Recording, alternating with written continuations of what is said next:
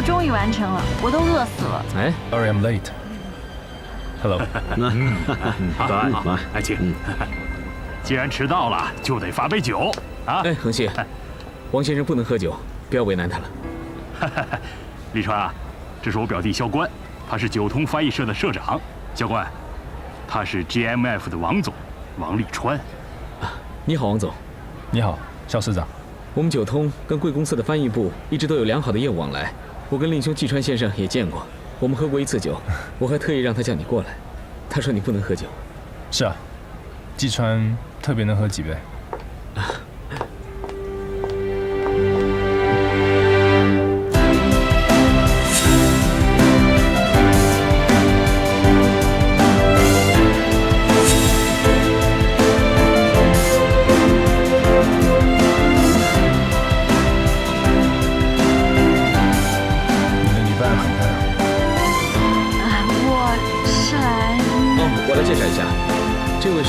谢小秋小姐，她舅舅是云南省的杰出画家，平时专攻写意山水，其泼墨风格直逼当年的张大千。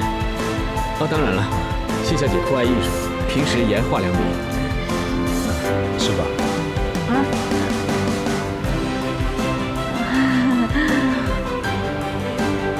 谢小姐，这位是王立川先生，是 GMF 上海分公司的 CEO， 著名的建筑师。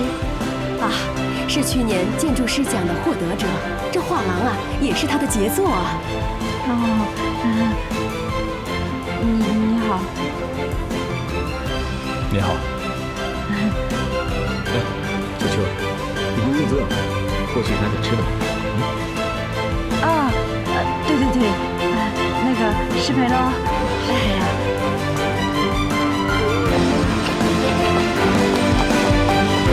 王总，很高兴认识你。对这里的设计，我真的很喜欢。欢迎你来。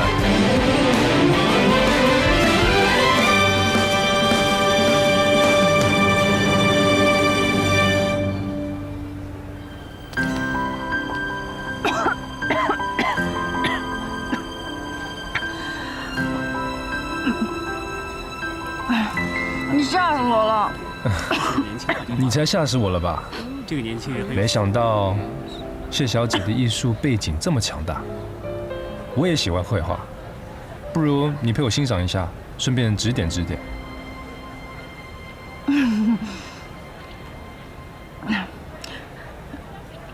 其实我也不太懂绘画了。不过你这个设计的画廊，我倒是很喜欢这种风格的。当然我的观点也很业余了。我被恭维了。那王建筑师，我想请问一下，你的这种设计属于什么风格啊？自然风格，尽可能希望超越时代的局限。那是不是就像庄子那样？庄子是我最喜欢的哲学家，在大学的时候我都选他的课程。哦，这个年轻人很有想法。有件事情我还是要跟你坦白一下。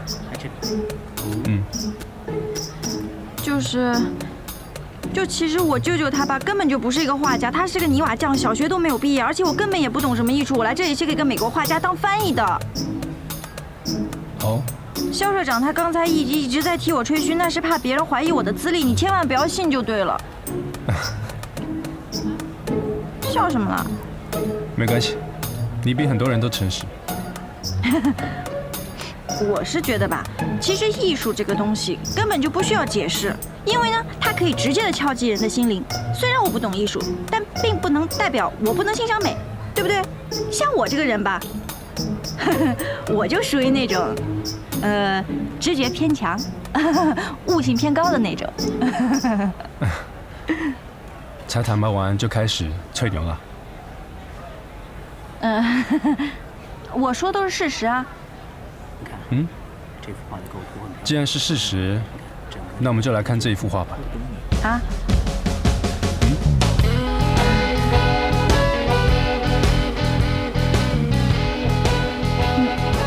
画的很好啊，非常不错。那可以解释吗？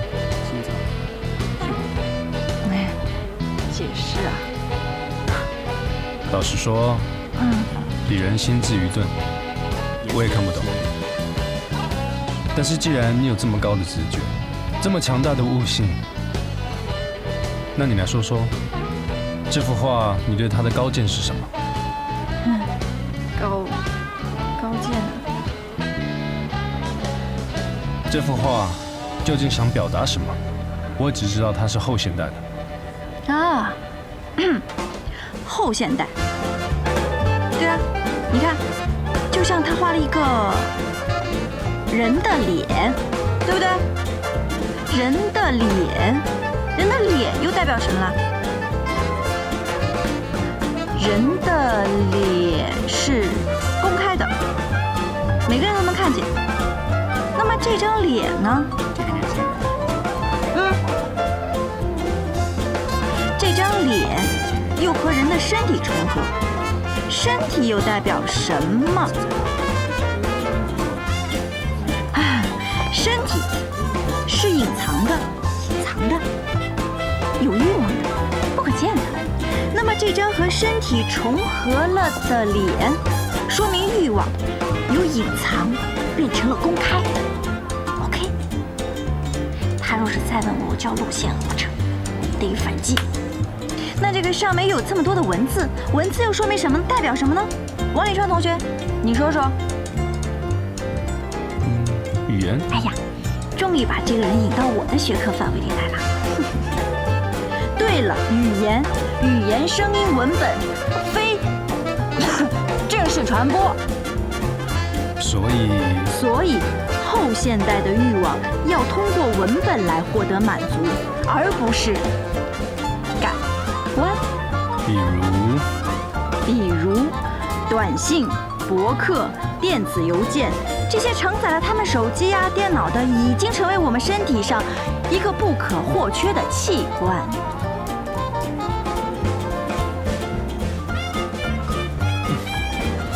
Bravo！ 不敢当，只是我一点粗浅的看法。这是我今天听到的对这幅画最大胆、最新鲜的解释。常言道，千金易得，知己难求啊。可惜的是，季川先生不在场。要是他在的话，听到谢小姐这番精彩的解释，一定会觉得很有意思。我也特地的找过他了。你哥哥也是画家？我们全家都很喜欢绘画，这幅画也是我哥设计的。你看，我想听听你的高见。李川，小秋，你怎么样？他没事吧？怎么了，小秋？小秋。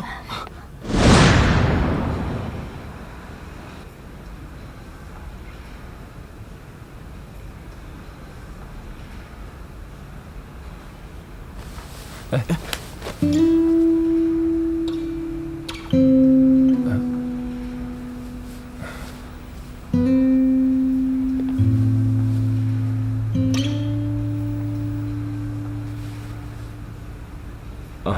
王总是个大忙人，如果有事可以先离开，我这里一个人照顾他就可以了。你们是？我是他师兄。你跟小秋，你们认识啊？我们在 GMF 见过。对啊，你瞧我这记性，我派他去你们公司做过一次翻译嘛。对。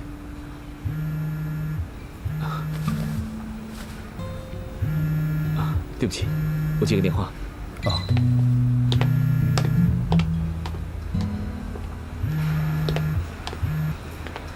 喂。小关，你能过来一下吗？你有什么事啊？我们见了面说好吗？你在哪里？老地方。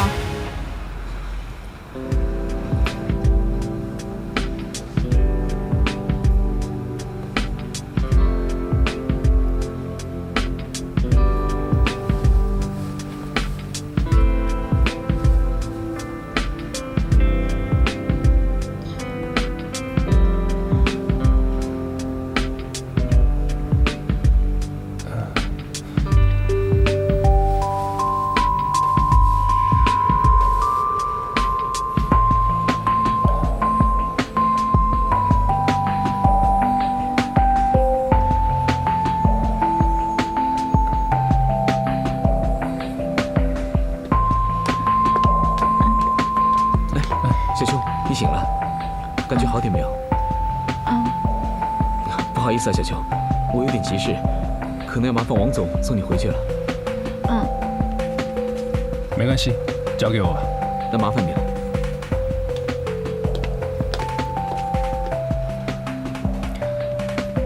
你怎么没有告诉我你有晕血症？我很少犯的，那你还看恐怖电影？我以为那样可以治好。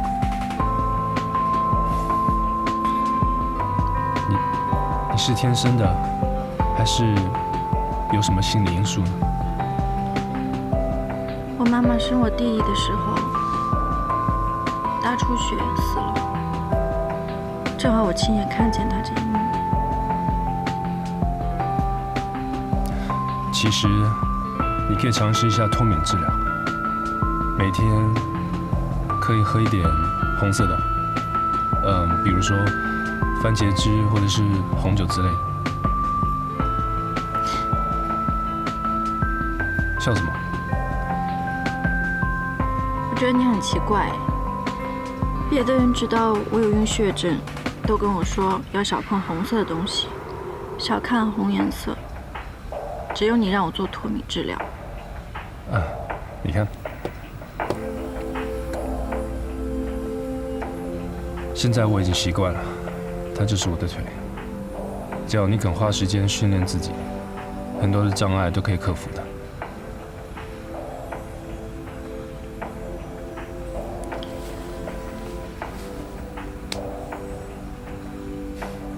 你也可以把不自然的变成自然，这叫第二自然。第二自然。那我以后也要慢慢练习。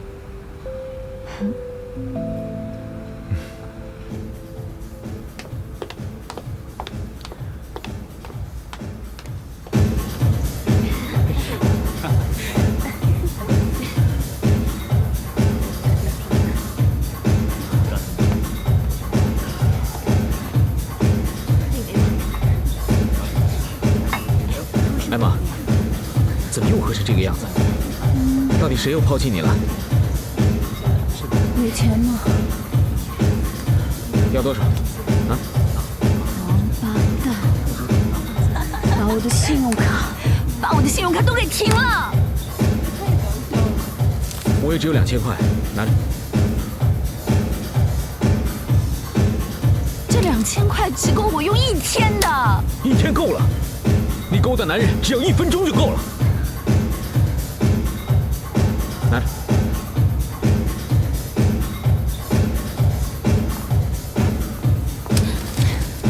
过来，过来啊！小姐，你干嘛呀？这是2000块钱，不用找那么多呢。当小费。这位小姐，不好意思啊。你发什么神经啊？钱拿好，拿好。我发什么神经啊？你们男人都不是好东西，你干嘛对我凶？他为什么可以不接我电话？他为什么不接我电话？为什么不接我电话？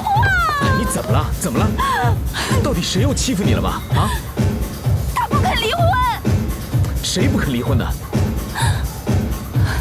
唐谦。唐谦，他结婚了。哎，小心点，我送你回去吧。啊，艾玛，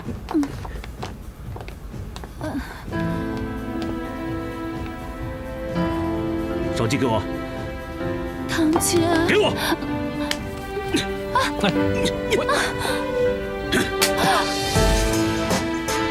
我告诉你，不要再给我老婆发短信了，我手机号已经改了，不要再给我打电话了。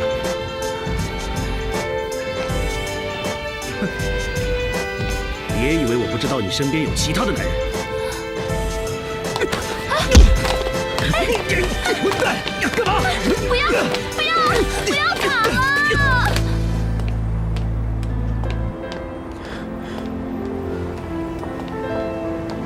怎么样？你还看不清楚是不是？本想说，本来明天可以再找他聊一聊，现在你把他打了一顿，看来我跟他真的彻底没戏了。艾玛，那你回去我走，以后这种擦屁股的事你不要来找我。你干嘛对我那么凶啊？我又没做你的事情。不要忘了，我的第一次给了你，我还曾经怀过你的小孩。那是你自己不要的。你给我站住！不要叫我！你混蛋！你有什么了不起啊？你给我回来！你一直是在上海工作吗？大学毕业后我就留在美国了，后来回到瑞士。上海的 GMF 部门是我哥建立的，他做了3年，后来就调到总部了。我是他的接班人，也差不多3年了。可是，你跟你哥真的很奇怪，你脾气这么好，你哥哥那么凶，你们俩是不是一起长大的？是一起长大的，没错，我哥哥的个性是比较急，但是你熟悉他以后，其实他的个性是非常好的一个人。那你家里还有什么人吗？爸爸妈妈是干什么的？这样子吧，做建筑的对不对？接下来往下的，你可能会觉得有点烦。我哥也是，我爸爸妈妈也是，我爷爷、我外婆、我外公、我叔叔、姑妈、堂兄堂弟都是。哎，奶奶不是。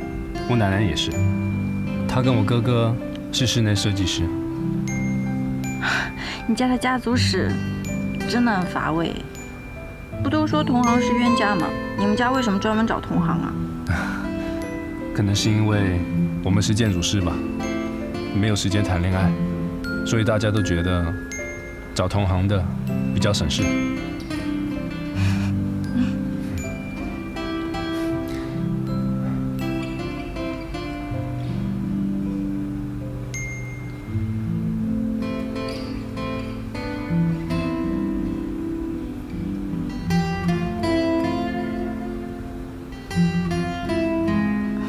你已经躺了1个多小时了，你的脸色怎么还那么白啊？医生说你躺10分钟，肤色就可以恢复正常了。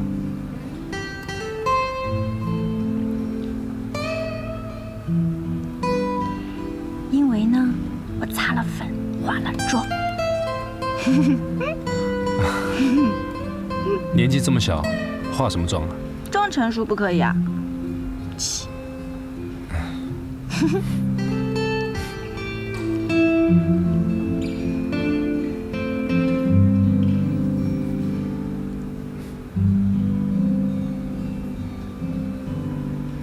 进来吧。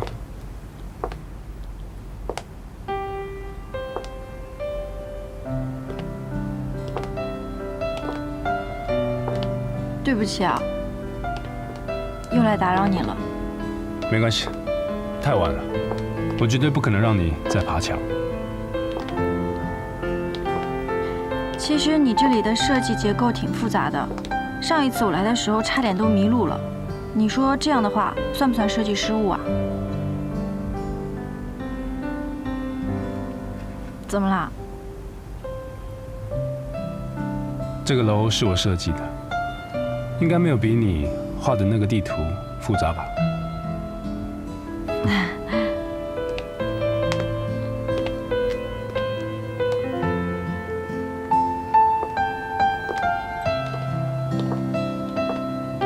这里都是你设计的坐。啊？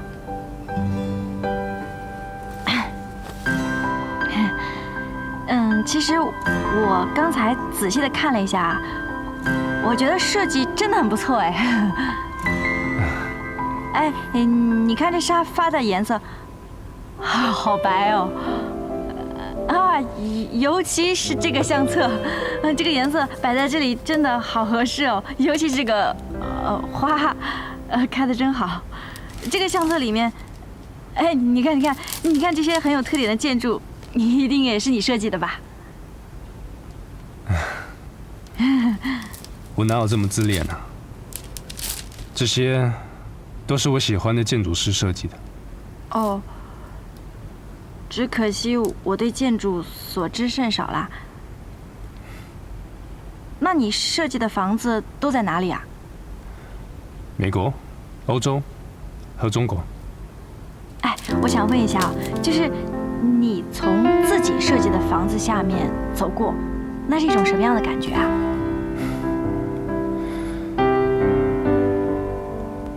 敬畏、神奇、自豪。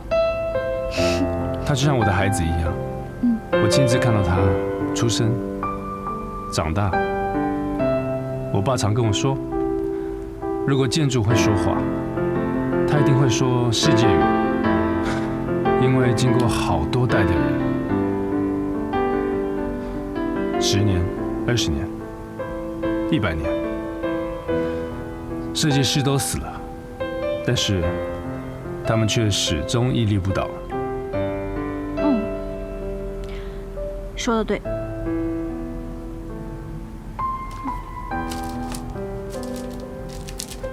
哎，对哦，这里怎么都没有你的照片的？啊，我不喜欢拍照。你长得这么好看，你不拍照都可惜了。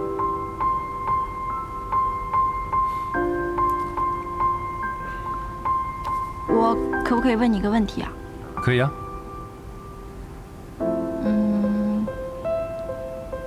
你为什么要留胡子啊？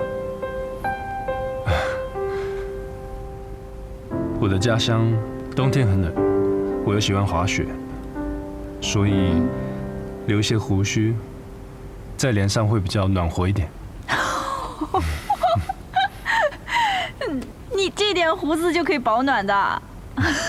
对啊，你也太搞笑了吧！我爸爸也留胡子，而且我小时候就觉得留胡子蛮酷的。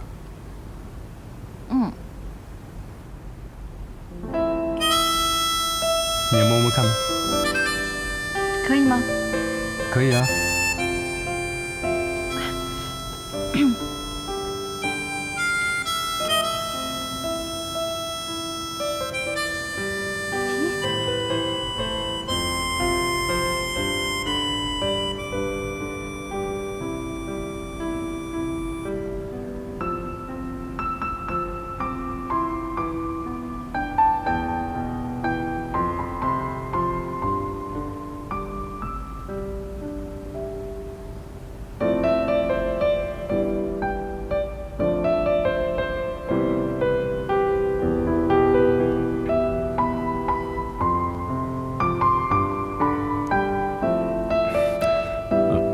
我去帮你倒一杯柳橙汁。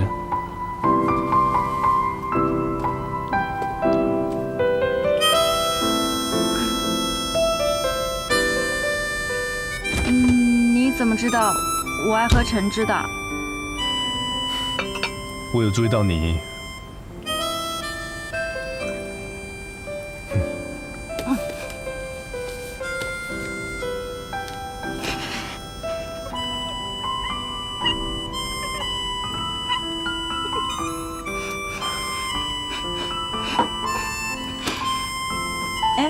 你这有只猫哎，是你的猫吗？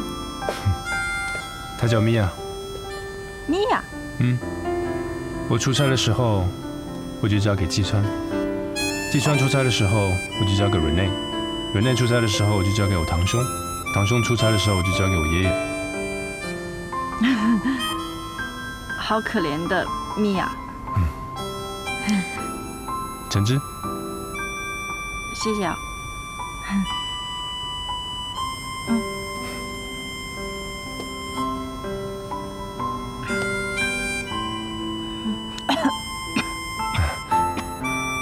喝慢点。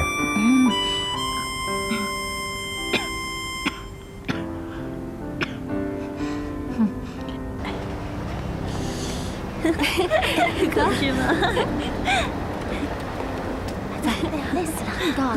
走，来，一会儿到我屋里来一趟啊。哎，同学，哎，又是你们仨。哎，叔叔，你还没走呢？我一直没走，不是，这都快11点了，这谢小秋怎么还不回来啊？没事的，谢小秋经常晚归的。哎，你们先不用等我了，回去吧。好，那我们先走了。走了，拜拜，再见，拜拜。再见。叔叔啊，小秋有时候不在寝室住，那他在哪儿住啊？好像是男朋友家吧？哎，听说她男朋友挺有钱的。她有男朋友了？哎呀，叔叔，你看时间也不早了，我先回去了啊。那个还有，小秋现在不回来，今天她应该不会回来了。但是你放心，她很安全的，没事的。啊，拜拜，叔叔。OK。同学，啊，不是同学，同学，同学。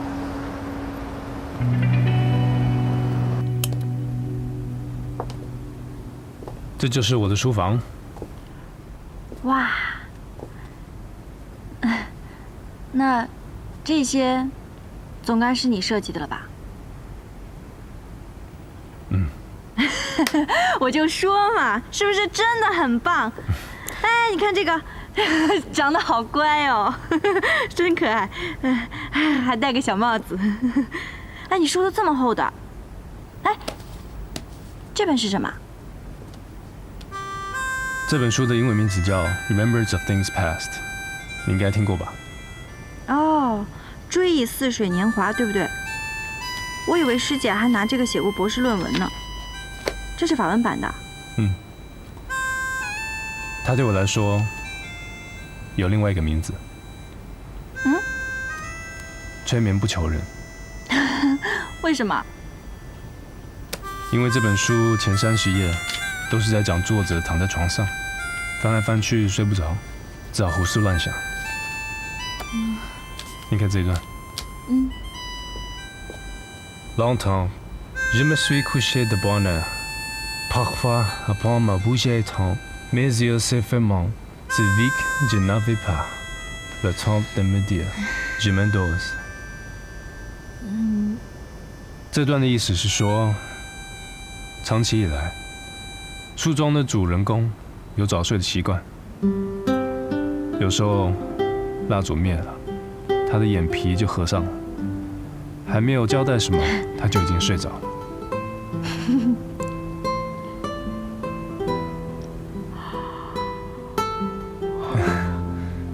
你看，说生效就生效。对哦，这么神奇啊！已经很晚了，早点睡吧。哦，那个，你能不能借我一件衣服啊？我的包落在萧关车上了。可以啊，等一下我去我的更衣室帮你拿一件。谢谢啊。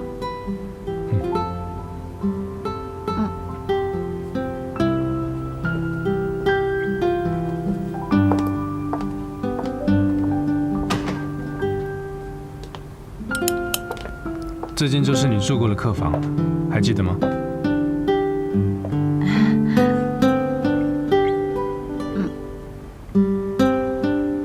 那你早点睡吧。那个立川，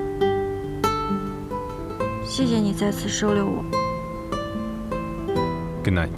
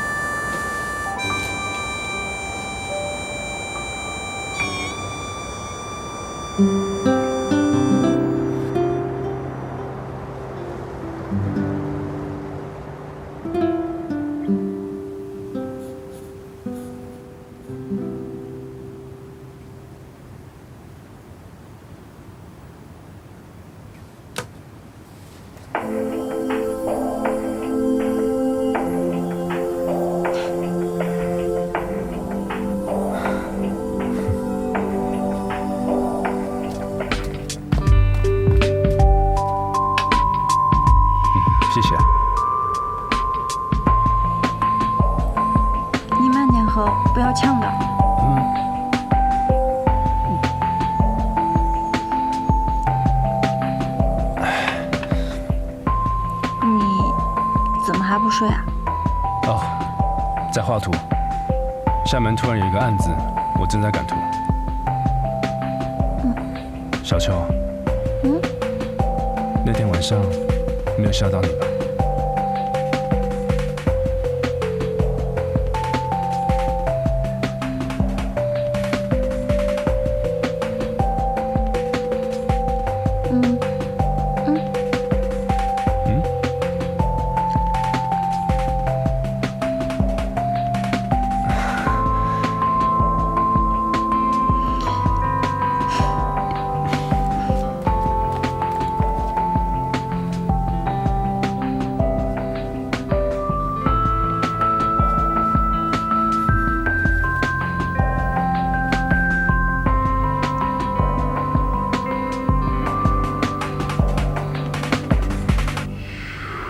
？Can I kiss you?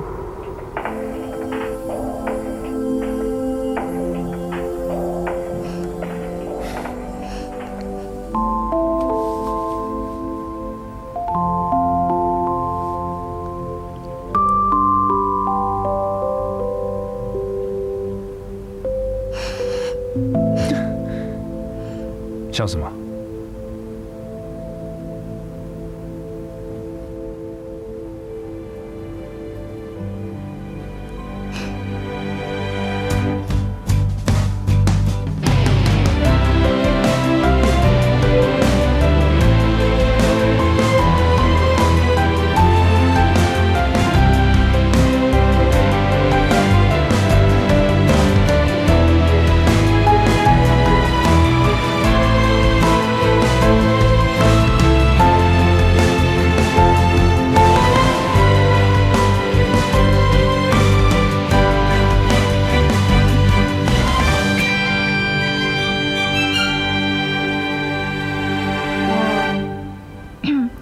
那我回去睡觉了，晚安。晚安。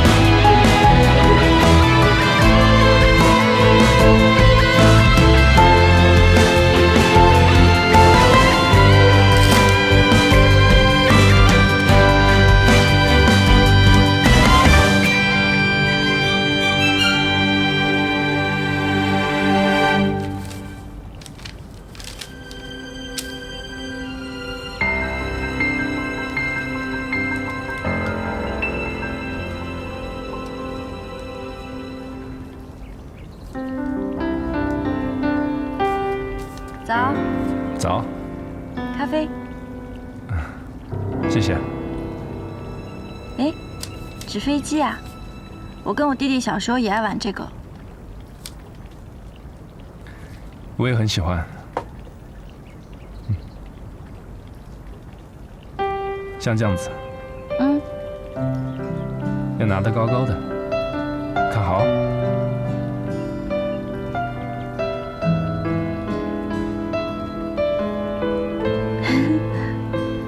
然后一直看着，一直看着，直到它慢慢的落到地上。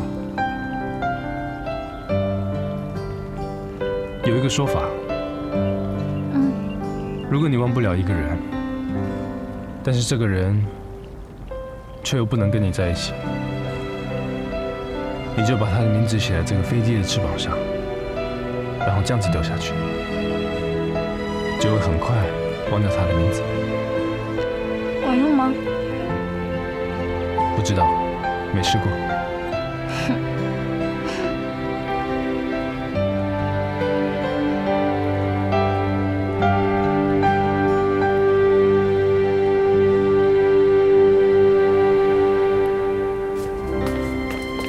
卡住了，帮我弄一下这个。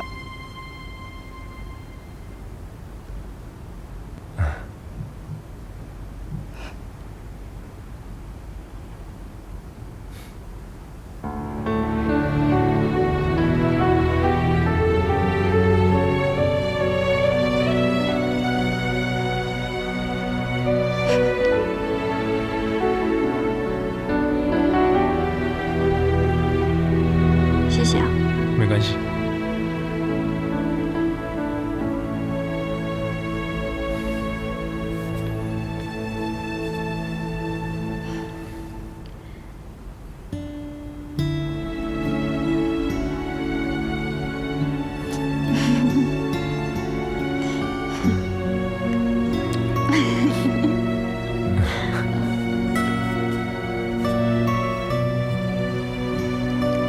你这里怎么没有穿衣镜的？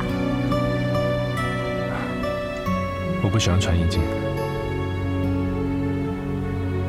哎，昨天某人还谆谆教诲，要慢慢习惯第二自然。嘿，你不觉得你变得有点霸道吗？这个月就去买一个，要不然太不方便了。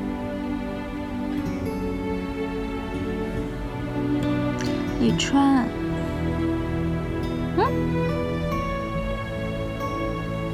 好吧。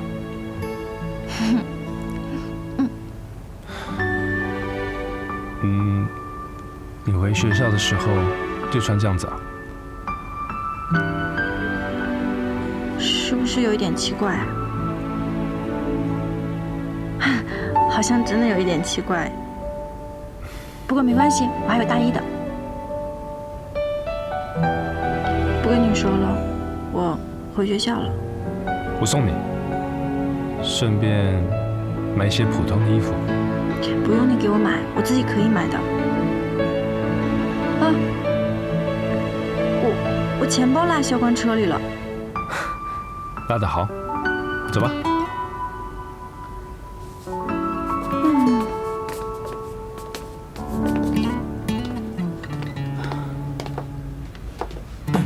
哟，社长，你怎么了？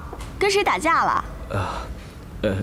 小张，下午的座谈会你替我吧，我这样不太好见人。好，没问题。社长，你先休息吧。啊。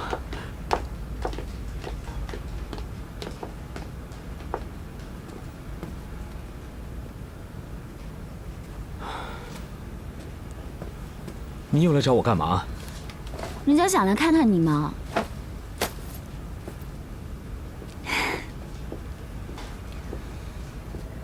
还是老朋友靠谱。昨晚多亏了有你。哎，都受伤了，要不然今天晚上我请你吃饭，然后好好跟你赔罪。不好意思啊，我明天。小秋，社长。哦，艾玛，你不是有事要去忙吗？啊，去吧。小秋，来，进来。啊。好些了没有？我正想给你打电话呢。哦，我已经好些了。昨天我把包落在你的车上了，里面有我的衣服，还有电子词典。有，等一下，你的包。嗯，对，就是这个。哎，社长，你没事吧？没什么，走路不小心摔了一跤。哦，这个是你给我买的衣服，还给你。哦，这衣服你留着吧，就当工作用的服装。哦，还有，那你的酬劳，收好。谢谢社长。那我一会儿还有课，我先走了。那我送你吧，来。不用啦，来。哎，我来送你吧，反正我要回 GMF。走。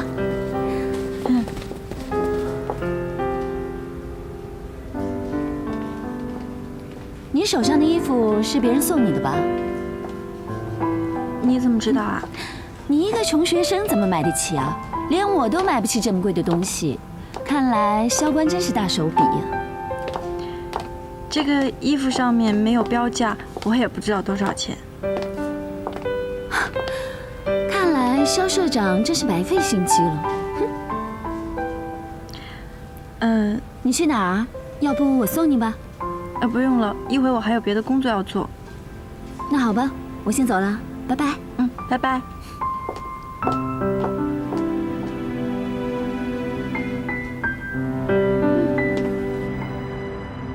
对，是叶静雯小姐。好的，我现在让她上去。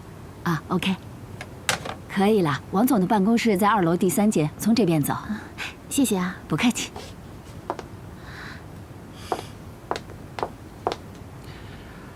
我怎么没有听过利川提起过你啊？你们很熟吗？怎么认识的？我在一家咖啡馆打工，他经常去喝咖啡，一来二去就认识了。哦，咖啡馆服务员，真像是电影院的情节啊！你简历上没写啊？这个跟教中文不相关吧？怎么会不相关？所有事情都是相关的。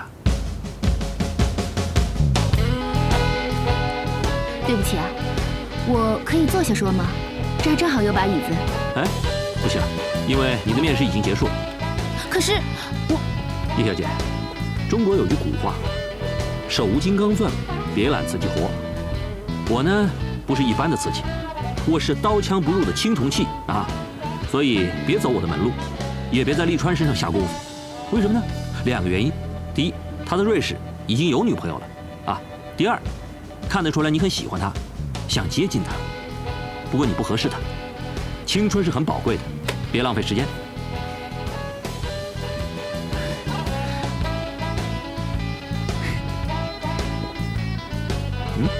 王总，您的中文说的可真地道。不过呢，说到本事，我正好想跟您露一手呢。露一手？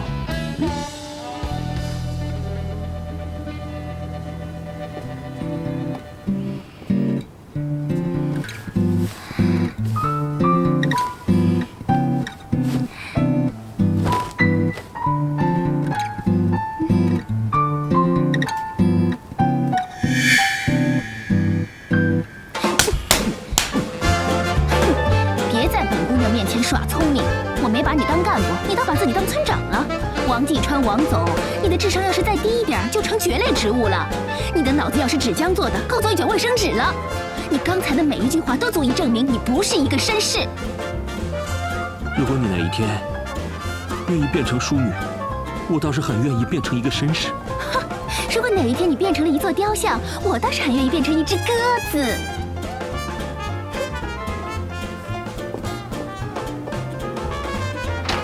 他说什么啊？雕像 ？My God！ 您受伤了吗？要不要叫医生？没事。好。你先出去，出去。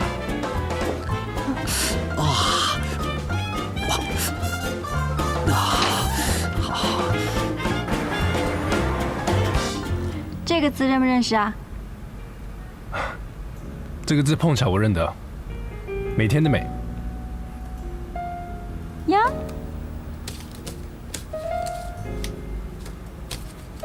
那这个呢？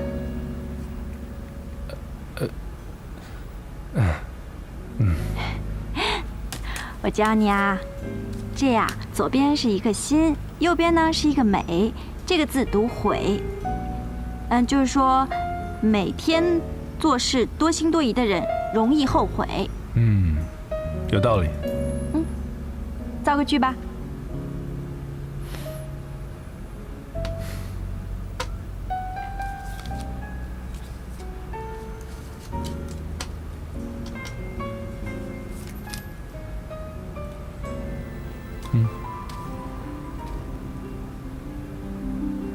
我爱小秋，永不后悔。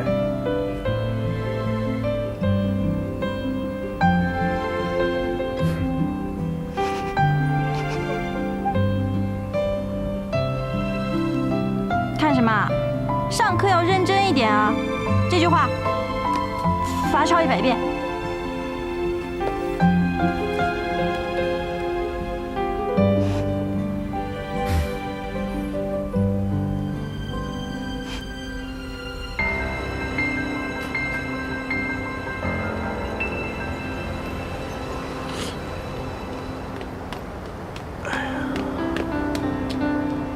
爸，你怎么来了？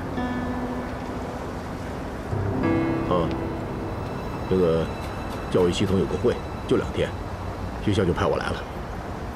我都等你1宿了，你也没回来，给你打电话你也不接，你上哪儿了？哦，我手机摔坏了，所以没接着您电话。那个，您在这待了1宿，是不是累坏了？走，我带你到学校招待所歇会去吧。你还没回答我的问题呢。昨天晚上你上哪儿了？昨天去了一家画廊给他们做翻译，然后我晕血症突然犯了，我就去医院打了点滴，然后就在医院的长椅上睡了个觉。您看，这是病历。又犯病了？医生咋说的？要不要紧呢？没事，躺躺就好了。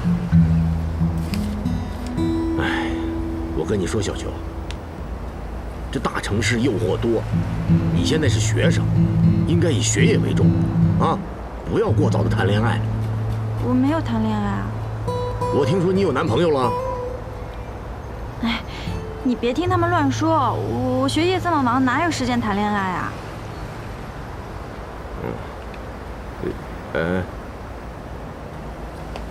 这什么呀？没什么，就是一些衣服。拿来给我看看。没什么。我看看。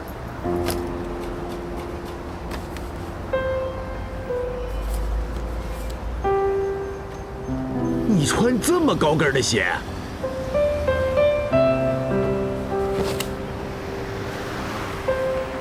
围裙呢？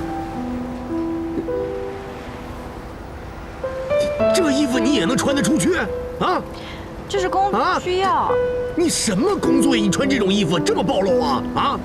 你别以为爸啥都不知道，爸在电视里见过，万家灯火，华灯初上，穿上了，出来了，你干什么呀？你什么工作呀？这是？啊？爸，这能穿吗？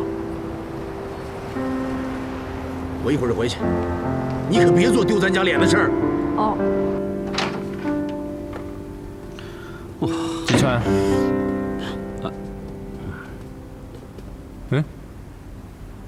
你的脸怎么了？为什么红的？啊，我刚才看电脑手铐的。我是指你的左脸。啊，我是这样铐的。啊，怎么样？那个爷爷打电话来了，说已经3个月过去了，你怎么还不动身呢？啊？我去青岛4个月，这总不能算在里面吧？你叫爷爷再给我多几个月。哈？再多几个月？差点忘了。我这个礼拜还要去厦门出差呢。哎呦，这么烂的借口啊！你以为爷爷会相信你啊？我没有骗你，我是真的要去厦门的。厦门的项目马上就要竞标了。我不管了，反正该传的话我已经传到了，你自己看着办啊。不过呢，回瑞士之前你再去郭伯伯那检查一下。李川，这是例行的哦，别讨价还价。好吧，你也看一下医生吧。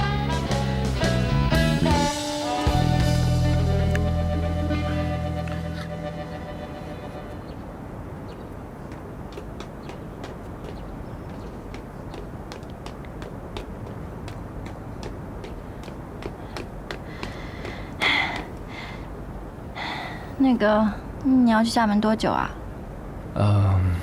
？2个礼拜，我要带一个小分队去竞标。哦。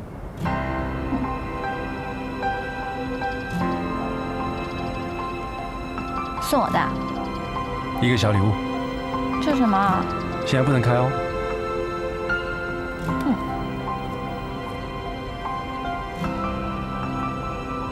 你要好好考试。那你一路平安哦。赶紧去吧，别赶不上飞机了。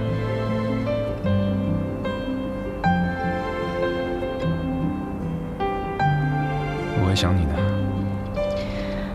我也会想你的。不管有多忙，一定要给我宿舍打电话，听到没有？我会的。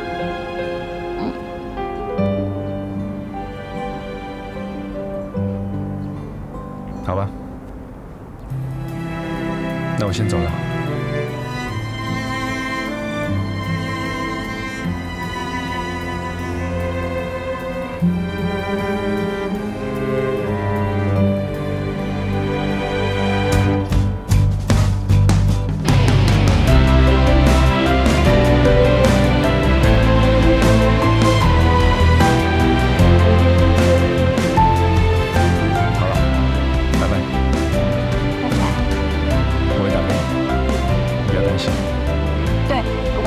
都要打给我。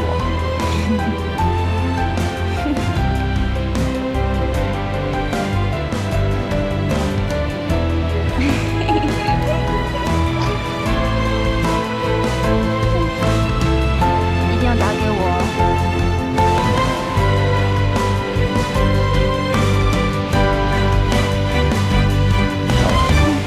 去吧，拜拜。拜拜。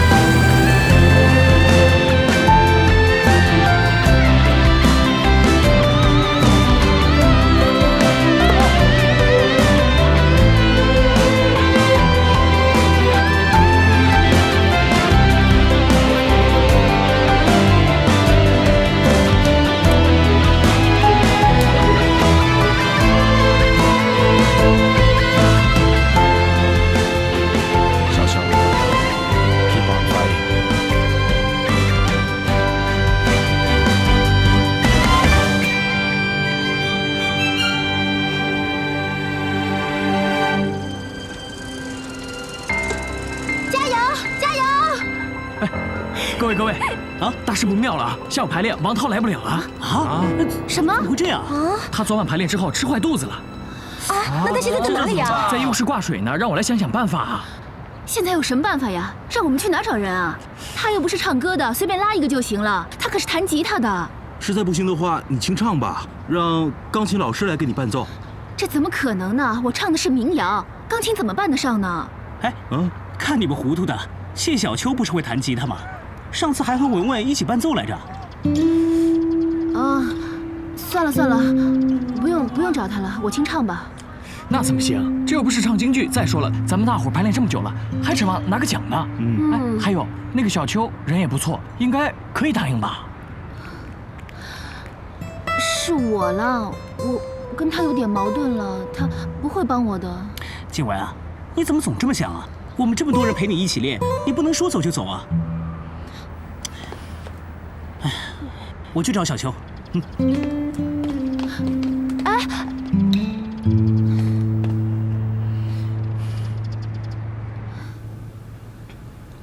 哎，谢小秋，他真的答应要来吗？这都快开始了，怎么还不到啊？他该不会是假答应，存心让我们出丑吧？他答应我了，会来的。静雯，时间到了，快进场吧。啊，这怎么办呀？怎么办？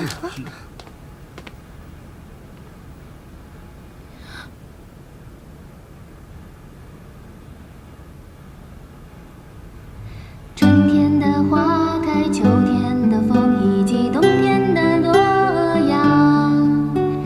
忧郁的青春，年少的我，曾经无知的这么想。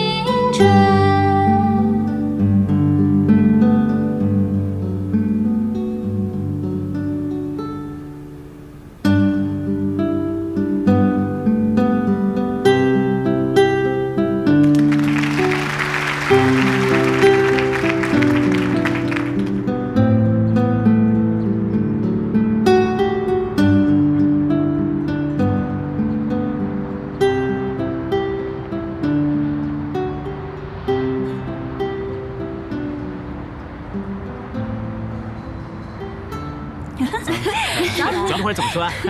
打球？真的玩去啊？行，走。是我家吧？好，这个新片子，今天天气真好。今天天气走，就是啊，走。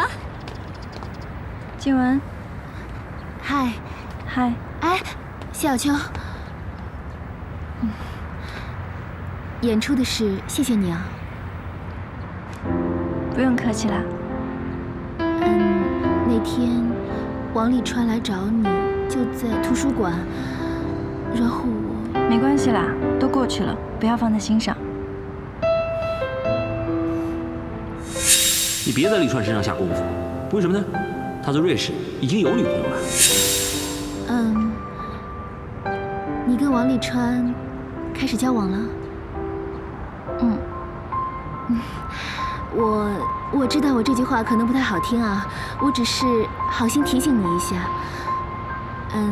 希望你跟他在一起睁大眼睛。那我走了。再见。